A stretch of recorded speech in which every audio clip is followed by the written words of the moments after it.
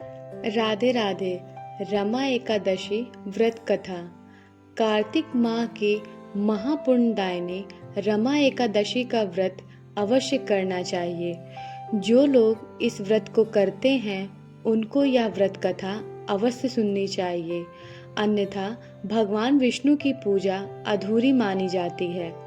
धार्मिक मान्यता के अनुसार रमा एकादशी यानी कार्तिक कृष्ण एकादशी के दिन जगत के पालनहार यानी भगवान विष्णु योग निद्रा से जागते हैं। इसलिए इस दिन व्रत रखने और भगवान विष्णु की पूजा करने से साधक को विशेष फल प्राप्त होता है, जिससे उसके घर परिवार में सुख शांति समृद्धि बनी रहती है।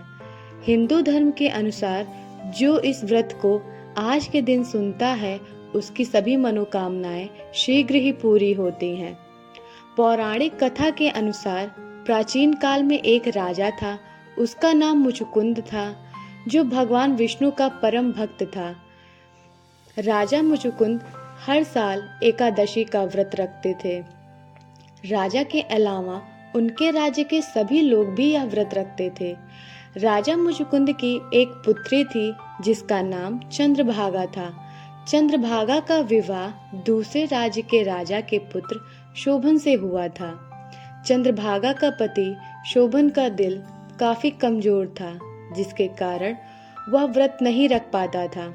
लेकिन अपनी पत्नी के कहने पर शोभन ने एकादशी का व्रत रखा, लेकिन व्रत का पारण करने से पहले ही शोभन की मृत्यु हो गई। पति की मृत्यु के बाद चंद्रभागा अपने पिता के महल वापस आ गई और वहां रहकर खुद को पूजा पाठ में लीन कर लिया। शोभन ने एकादशी का व्रत सच्चे भाव से रखा था, जिसके कारण वह अगले जन्म में देवपुर नगर का राजा बना।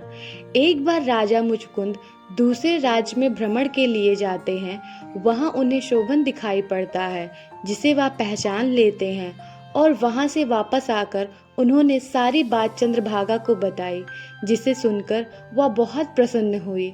वह शोभन से मिलने के लिए जाती है और चंद्रभागा शोभन से मिलने के बाद उसको सारी बात बताती है, जिसके बाद दोनों साथ में खुशी खुशी रहने लगते हैं। ऐसा माना जाता है कि चंद्रभागा 8 साल की उम्र से एकादशी का व्रत रख रही थी, जिसका समस्त पुण्य वह अपने शोभन को सौंप देती थी।